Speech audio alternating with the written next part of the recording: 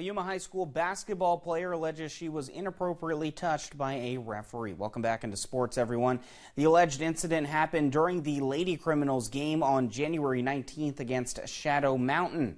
The player's mother reached out to us last night claiming that her daughter had just gotten done making a play, but when she put her hands on her knees bending over, a referee then allegedly grabbed the player's bottom with an open hand. The game then continued to be played after the incident. Again, as of right now, these are all just allegations. Yuma High School principal Michael Fritz shared with us the following statement in response.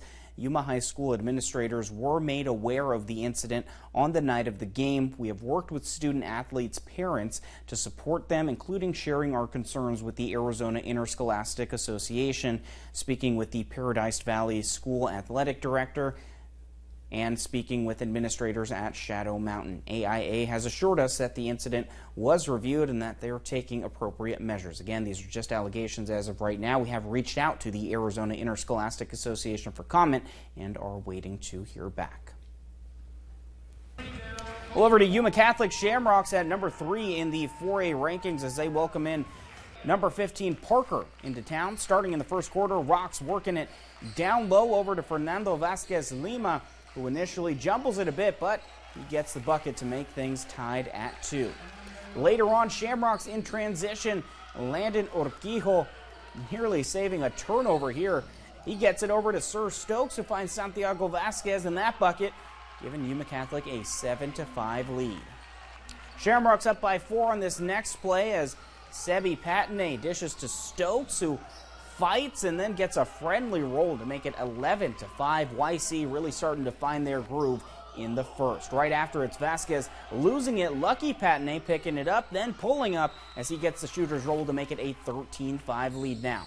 Just 5 seconds left in the quarter here. Lucky finding his brother Sebi Patine, creates some space behind the arc. He drills it.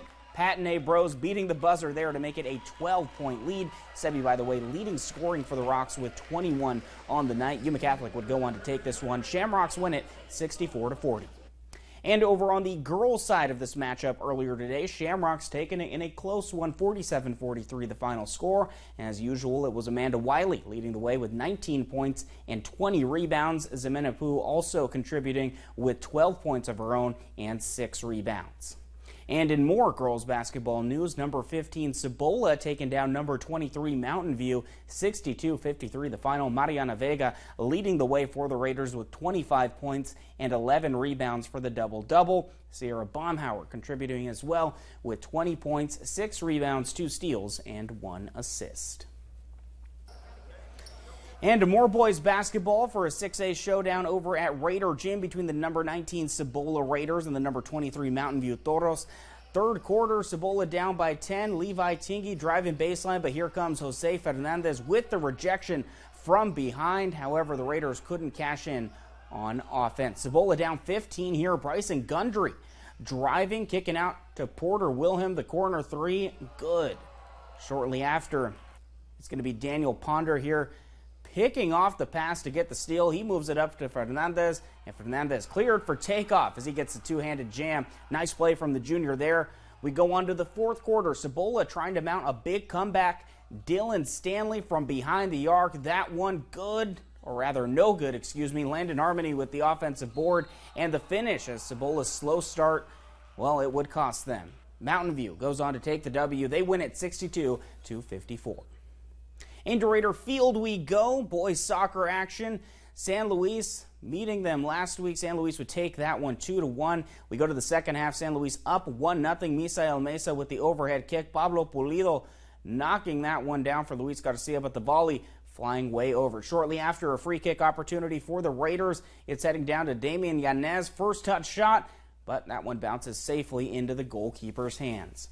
A few minutes later, Cibola playing the 1-2. It's going to be Marvin Carrillo going for a spectacular chip here. You'll see the attempt in just a second, but that one over the goalkeeper, and it would go in. A sensational goal from the freshman, leveling everything, and the Raiders are fired up. Later in the half, Mesa whipping this one in on the corner. The header cleared off the line by Cibola, and the Raiders Well, eventually they were able to send it clear. Normal time would end at 1-1. In extra time, though, San Luis would score twice to secure their 10th win of the season. With that, that's all the time we have for sports.